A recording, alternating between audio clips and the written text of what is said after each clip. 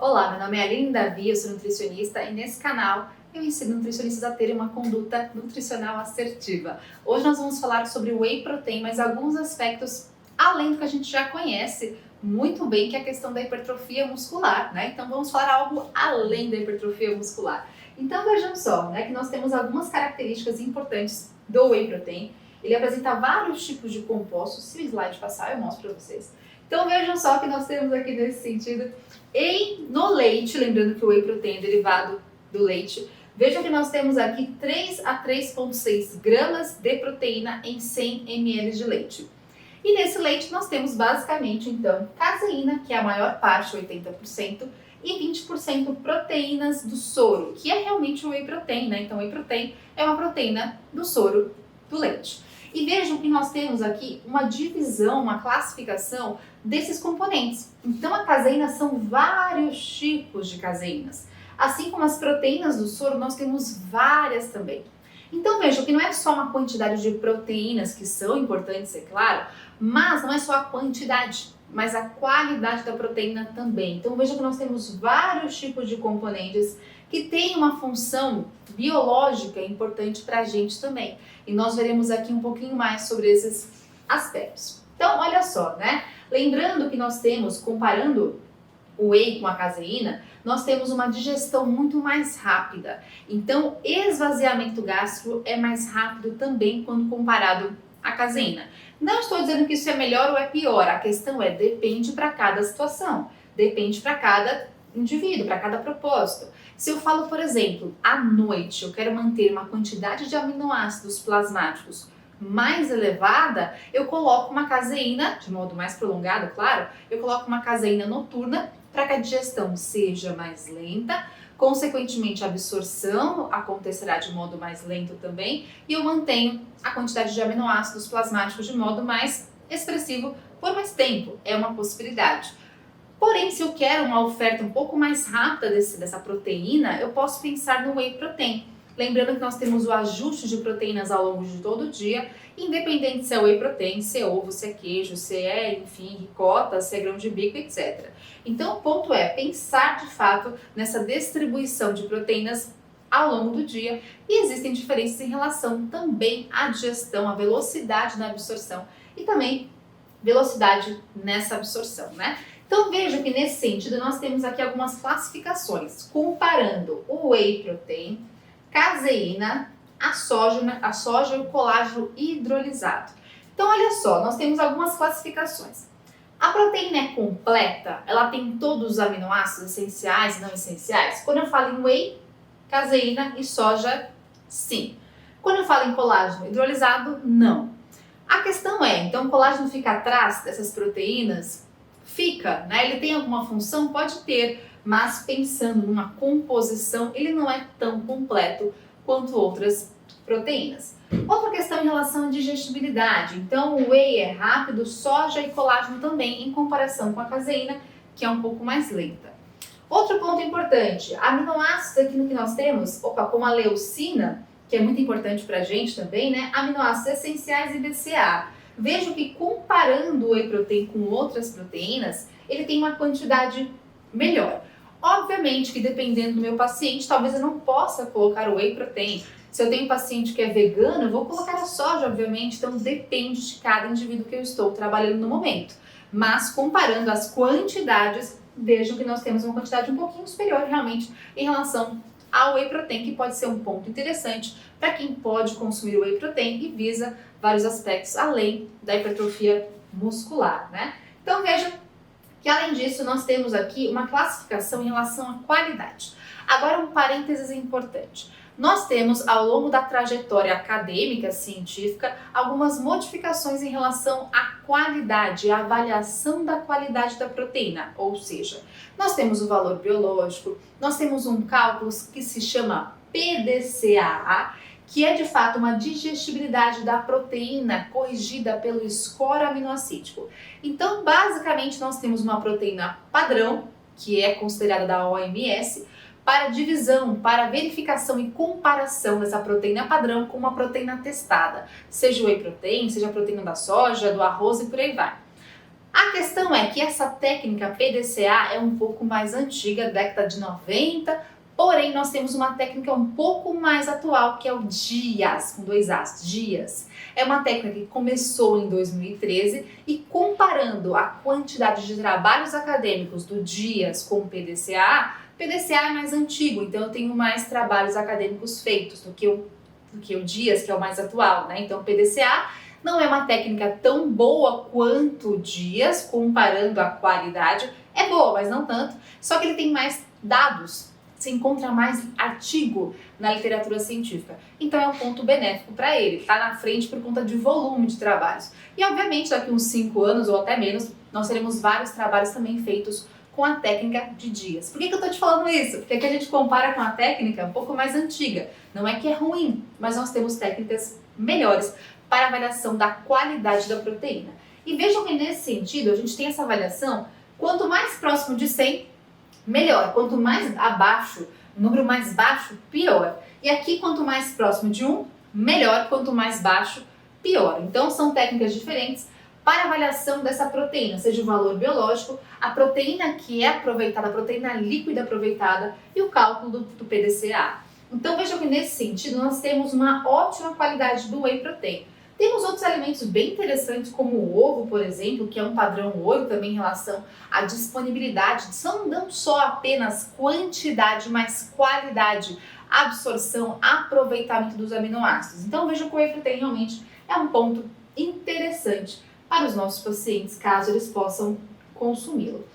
Vejam que esse trabalho traz para a gente várias funções em relação ao whey protein. Não só o whey per se, mas os seus compostos, os seus peptídeos bioativos, que são fundamentais para vários aspectos. Então, por exemplo, nós temos função cardioprotetora, antioxidante, antidiabética, controle da glicemia, neuroprotetora, antimicrobiana, imunomoduladora, prebiótica, entre outros fatores interessantes. Então vejam que esses peptídeos que são hidrolisados a partir do whey protein são interessantes para essa função. Então não é só a quantidade da proteína, mas também a qualidade, o que ele apresenta dentro de si para que nós possamos ter um efeito interessante. Então vejam só, nós temos dentro desses peptídeos, dentro desse whey protein, nós temos alguns componentes, como a alfa-lactoglobulina. Vejam só que ela tem uma fonte interessante de aminoácidos essenciais, ou seja, aminoácidos que nós não produzimos pelo nosso organismo, assim como então BCA, os principais que ela apresenta. E além disso, ela tem um papel importante em desempenhar um carregamento, um transporte de retinol. Então, pelo nosso organismo, ela consegue fazer esse papel de transporte de vitamina A, que é o retinol. Além disso, nós temos a alfa-lactoalbumina, que também tem bastante aminoácido essencial, tem BCA também na sua composição. Imunoglobulina, aqui nós temos um papel super interessante, especialmente quando nós falamos de espécie para a própria espécie. Então, as imunoglobulinas têm um papel muito importante em relação à ação imunológica. Então, todo mundo sabe o quanto é fundamental o leite materno para o bebezinho. Afinal, nós temos várias imunoglobulinas importantes para essa saúde imunológica do bebê. Além disso, a lactoferrina apresenta um potencial antioxidante, antibacteriano, antiviral e antifúngico. Então nós temos esse efeito também interessante, especialmente no ambiente intestinal, que é um ponto importante para a nossa saúde de modo geral também, né? Além disso, vejam que nós temos a lactoperoxidase, que inibe crescimento microbacteriano. Nós temos a albumina sérica, que também tem... Opa, essa luzinha aqui. A albumina sérica, que também tem uma fonte de aminoácidos essenciais, e assim como glicomacropeptídeos, que também tem fonte de BCA na sua composição. Vejam que nós temos, além disso, um aspecto importante de proteínas do leite são capazes de formarem, de oferecerem substrato, oferecerem componentes importantes para a formação de glutationa. Então vejam só que nós temos peptídeos importantes aqui, que são base para a formação da glutationa, que é um agente muito importante em relação à proteção de radicais livres. Ela atua como um antioxidante. Então o whey protein oferece para a gente proteínas, aminoácidos importantes para esse propósito, ou seja, é fundamental para essa questão antioxidante do nosso organismo. Além disso, vejam então qual que seria o aspecto, né? Nós temos a proteólise das proteínas, a quebra das proteínas presentes nesse whey protein, sendo convertida em peptídeos menores, que têm ações imunes também. Então veja que nós temos ação fagocitária, secreção de citocinas anti-inflamatórias, ativação de células natural killer. Então, um aspecto envolvido realmente com a função imune desses nossos pacientes. Então, veja, além disso, produção de anticorpos e atividade linfocitária também é importante aqui nesse whey protein. Vejam que aqui nós temos um trabalho bem interessante mostrando em relação a outras ações de antihipertensão nesse paciente. Então, protetor em relação à elevação da pressão arterial em alguns pacientes, né? Então, vejam que os peptídeos do whey protein são importantes para a produção, é fonte da enzima ECA, conversora de angiotensina. Então, ela tem um efeito importante naquele sistema, renina, angiotensina, aldosterona, controlando então a pressão arterial. Então, ele pode ser interessante para adição em pacientes que apresentam então uma pressão arterial elevada. Bom, então vejam aqui que nós temos a ação da beta-lactoglobulina presente no whey protein, ser interessante porque ela consegue ser quebrada em dois peptídeos, que é esse LLF e LQKW, que estão aqui, ó. Então, qual que foi a ideia do trabalho? Ofereceu água, que é um placebo, né? Captopril, que é uma medicação para controle da pressão arterial, e os dois peptídeos que estão presentes aqui nesse whey protein. E como vocês podem ver, ó, verifiquem que a pressão arterial sistólica e diastólica foi controlada com a adição de whey protein de modo significativo quando comparado à água. Obviamente que o whey protein não tem o mesmo efeito tão significativo em relação à medicação, óbvio, né? Mas ele tem um efeito mais importante em relação à água. Então pode ser um efeito benéfico adicional para esses pacientes que apresentam uma pressão arterial mais elevada. Além disso, nós temos então atividades antimicrobianas e antibactericidas. Veja que nós temos o peptídeo de lactoferrina que sequestram o ferro e no ambiente impedindo a proliferação bacteriana, assim como lactoperoxidases que oxidam os tiocianatos em presença de peróxido de hidrogênio, que tem um efeito bactericida também, assim como a beta-lactoglobulina e a alfa-lactoalbumina, que também são envolvidas com o efeito bactericida do whey protein. E vejam só que o whey protein também tem efeitos que são envolvidos com controle de glicemia e também de saciedade. O que acontece é que o whey protein, quando presente no nosso trato gastrointestinal, após a digestão, nós temos peptídeos bioativos que estão envolvidos, por exemplo, com a produção de incretinas, como GIP e GLP-1. E nesse sentido, GIP e GLP-1 têm uma ação importante que vão atuar no pâncreas, liberando mais insulina, ou seja, tendo um controle glicêmico melhor para esse paciente também.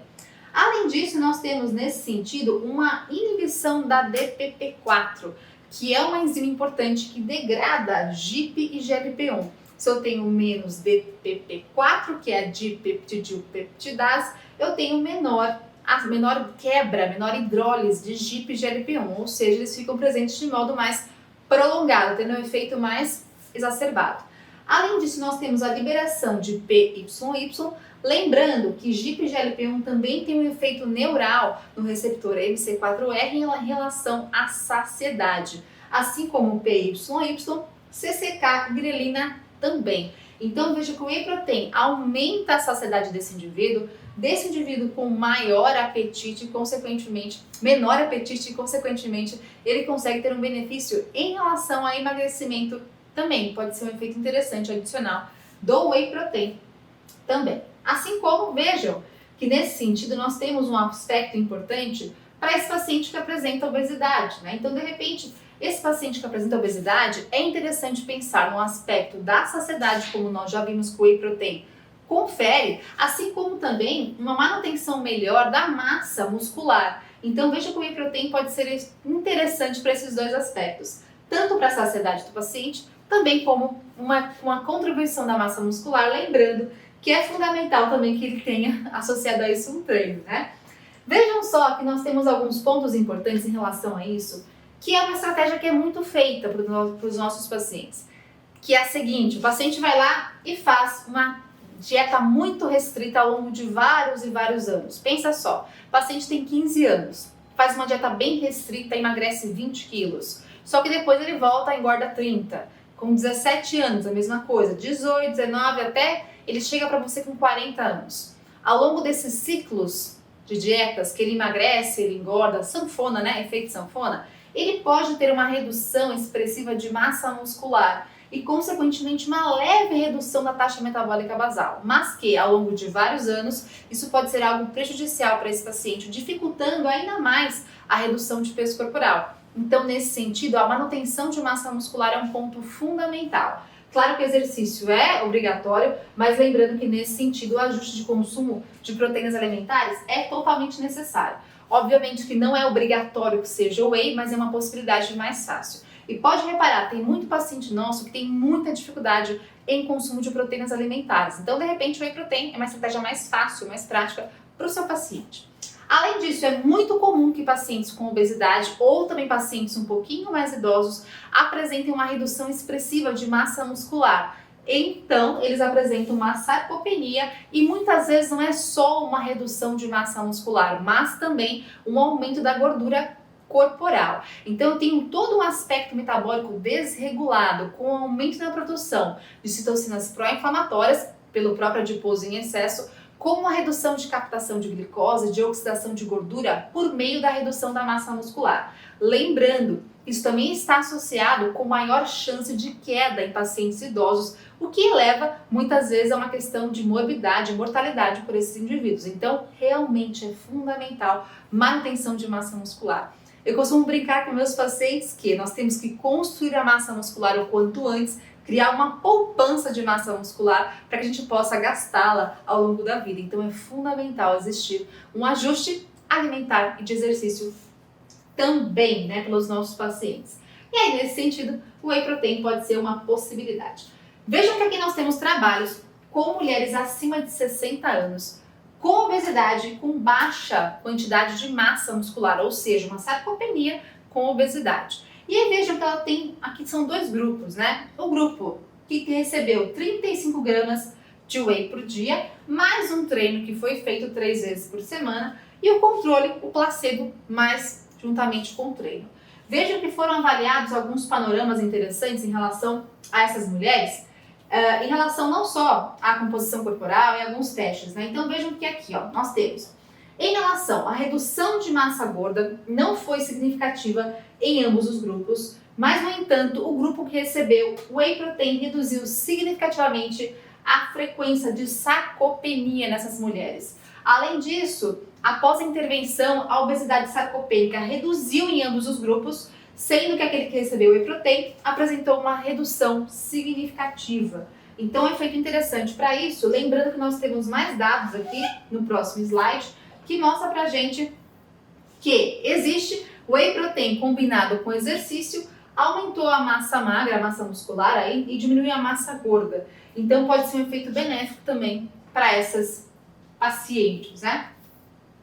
Então vejam que para pacientes idosos, né, é fundamental que exista um ajuste nesses pontos, afinal eles podem ter de fato uma necessidade maior de consumo de proteínas do que os jovens. Eu trouxe para vocês aqui um dado que mostra para a gente a comparação em consumo por refeição de proteínas, estimulando a síntese de proteínas miofibrilares em jovens e em idosos.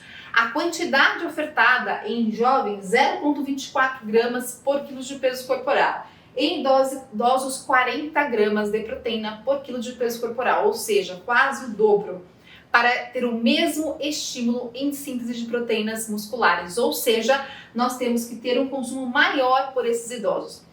Obviamente que é importante avaliar a saúde desse idoso, se ele tem alguma doença renal crônica mais agressiva, e nesse sentido, a quantidade de proteína será ajustada. Mas para pacientes idosos saudáveis ou até mesmo com doenças renais mais leves, é importante um ajuste a mais de proteínas na alimentação. Então vejo que normalmente pacientes saudáveis nós temos a recomendação de 1,2 a 1,5 gramas de proteína por quilo de peso corporal por dia em pacientes idosos. Lembrando que é fundamental também fazer exercício nesses pacientes também, né? Além disso, aqui nós temos então trabalhos que mostram pra gente revisão de 35 trabalhos acadêmicos mostrando que o whey protein é interessante para o desempenho muscular, capacidade aeróbica e protege realmente com a sarcopenia e protege de quedas, né? Então é um ponto interessante, é fácil, é prático e de repente o paciente idoso pode se beneficiar dessa adição. Veja que o whey protein, então, como nós falamos, tem um efeito interessante em redução de glicemia. Nós falamos o quanto ele tem um efeito em liberação de incretinas e, consequentemente, atuação no pâncreas para a liberação de insulina e, consequentemente, apresentar um controle glicêmico mais adequado. E, além disso, ele tem uma ação neural para a redução do apetite, que pode ser interessante também para controle alimentar nesse paciente, melhorando a glicemia desse nosso paciente que apresenta diabetes. E eu vou te mostrar aqui alguns trabalhos interessantes em relação a isso, né? Então vejam que nós temos aqui adição de whey protein interessante para a questão do controle glicêmico. Então nós já vimos que existe esse ponto, né? Comprovando só que nós temos esse adicional. Então vejam que uma dose de 20 gramas teve um aspecto interessante em redução de insulina nesse paciente. E aqui nós temos essa comprovação, ou seja, nós temos pacientes com diabetes que foram separados em dois grupos, ou seja, um grupo consumiu 55 gramas de whey protein meia hora antes de uma refeição rica em carboidratos, uma batata, né, uma porção de batatas para esse paciente, ou juntamente com a porção de batatas, ou seja, o grupo consumiu meia hora antes ou junto com a batata, whey protein meia hora antes ou whey protein junto. E qual foi a resposta? Aquele que consumiu whey protein meia hora antes já teve um processo de liberação de incretinas, liberação de GIP-GLP-1, uma liberação de CCK envolvida consequentemente com um aspecto mais interessante e nesse caso uma secreção então de insulina por meio das incretinas, o que pode ser interessante para uma redução dos níveis de glicemia pós-prandial nesse paciente. Então, de repente, pode ser uma estratégia interessante para esse paciente que apresenta diabetes, com uma hiperglicemia pós-prandial mais significativa ainda, colocar uma dose ou meia dose de whey protein meia hora antes da refeição. É claro que isso confere mais saciedade também, tem um efeito térmico das proteínas que é algo importante pensando em emagrecimento, e também gera uma redução de glicemia pós-prandial. Então, vários efeitos interessantes para esse paciente que apresenta diabetes, né? Então, por que não testar com o seu paciente? Vejam que aqui nós temos 12 semanas de suplementação com glicose, caseína ou whey protein em 70 indivíduos com sobrepeso ou obesidade. E o que nós verificamos aqui nesse sentido foi uma redução de insulina de jejum em 11% e ROMA-IR em 10% naqueles que consumiram o whey protein 54 gramas por dia. Mas aí vem a dúvida, será que é seguro consumir o whey protein? Será que ele causa alguma alteração expressiva? Nós temos trabalhos que mostram realmente uma segurança em relação ao consumo do whey protein. Eu vou te mostrar uns poucos aqui para que você veja, mas de fato nós temos esse trabalho que foi feito com pacientes acima de 65 anos de idade, inclusive alguns deles com uma doença renal moderada. E aí vejam só, nós temos o grupo teste que utilizou 21 gramas de whey protein, 3 gramas de leucina, 2 vezes por dia, e o grupo controle, uma bebida semelhante que não tinha essa quantidade de proteínas, apenas carboidratos e gorduras. E vejam que ao longo de 13 semanas nós tivemos avaliação da taxa de filtração glomerular por esses pacientes, e nesse sentido vejam que nós temos a seguinte colocação. Aquele paciente que consumia, dois grupos, né? Então consumiu proteína e o outro não.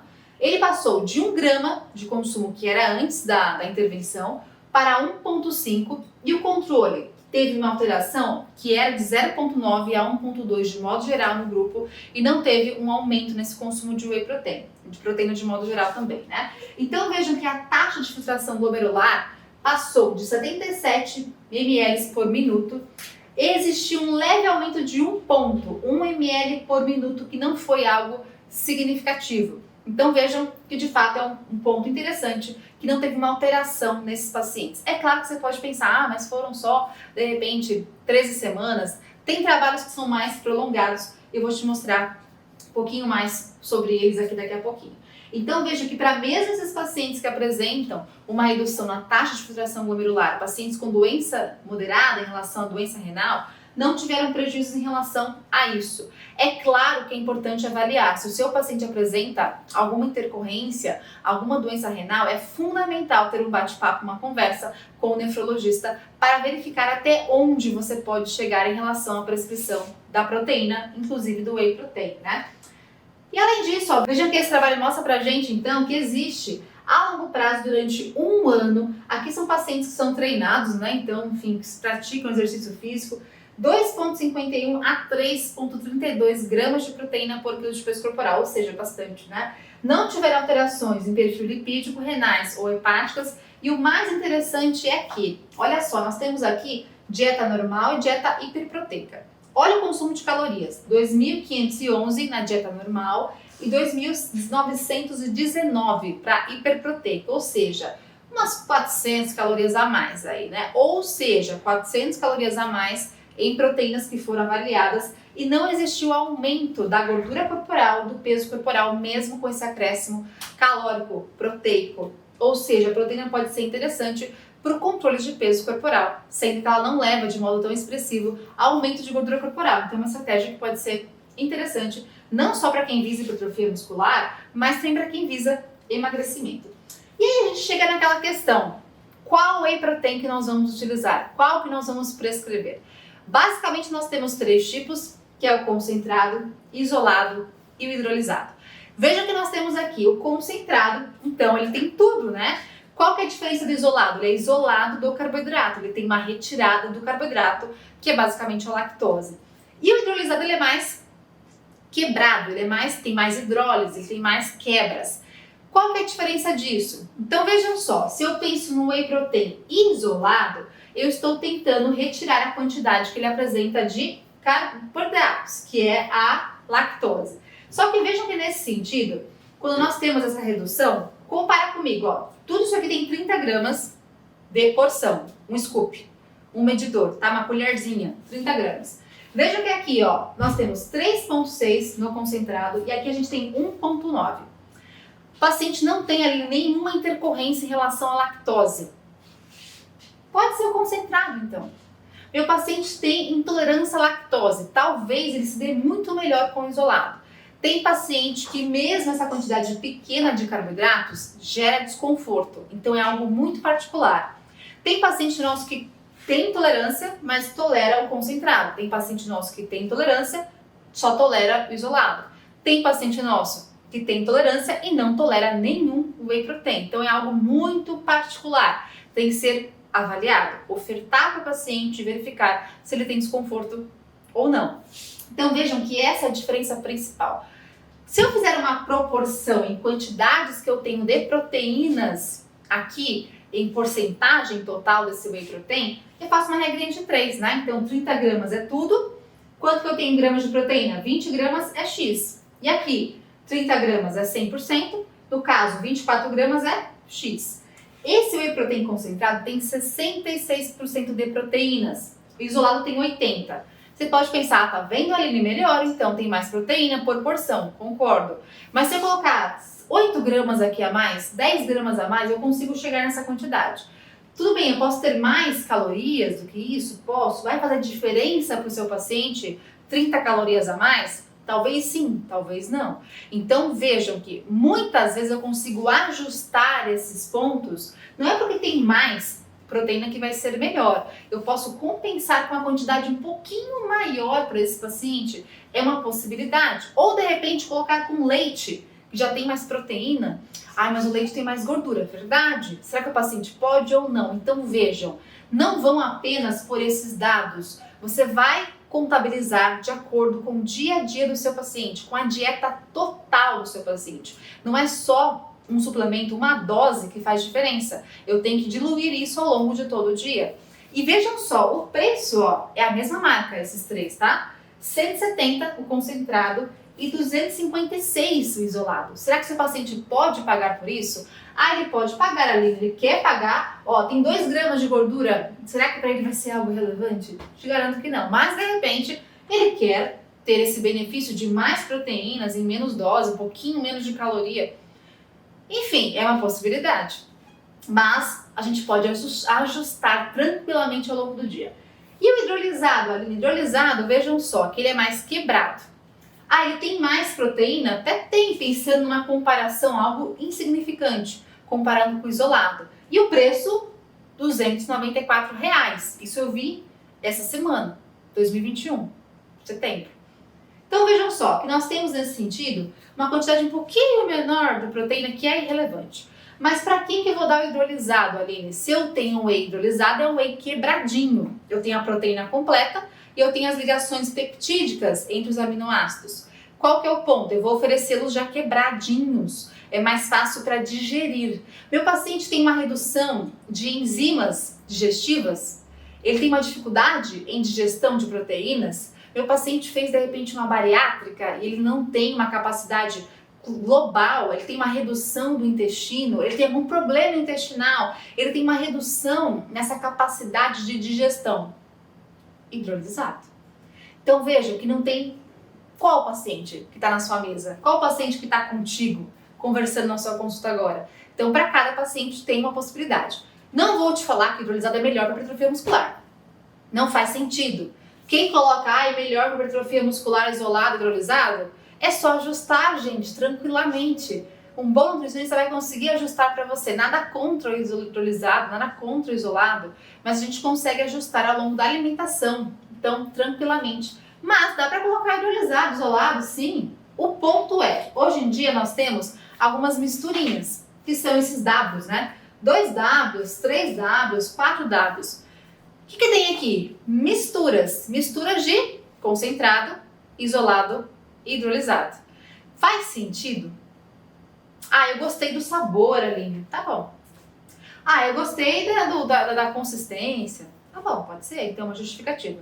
Agora, pensando numa questão mais importante para a sua saúde ou para a hipertrofia muscular, não tem muito efeito. Você pode pensar assim, mas o hidrolisado ele vai ser mais digerido mais rapidinho, ele já está quebrado, ele chega mais rápido no meu músculo. Já o concentrado não. Antigamente a gente achava que isso era um benefício, mas na verdade hoje nós já sabemos que o que importa é a periodização de proteínas ao longo do dia. Então a velocidade não é tão importante, sim a constância.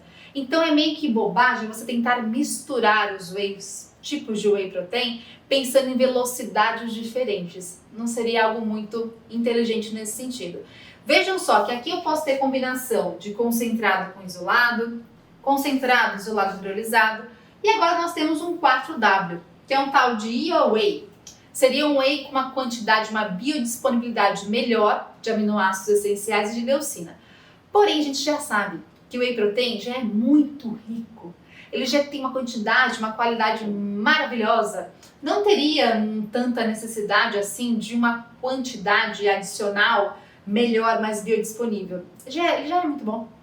Não tem porquê, né? Então vejam, se você quer comprar, se você gosta, se você tem interesse, se você acha saboroso, se você prefere, tudo bem. Mas não tem um benefício adicional em utilizar um whey protein que tem esses Ws aí misturados. Então vejam, e além disso, se eu pego um 3W que tem isolado, hidrolisado e concentrado.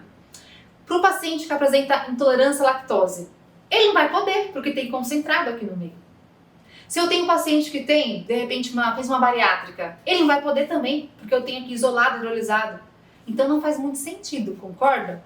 Se você quiser, a gente pode ajustar tranquilamente, mas não é uma aplicação tão interessante assim.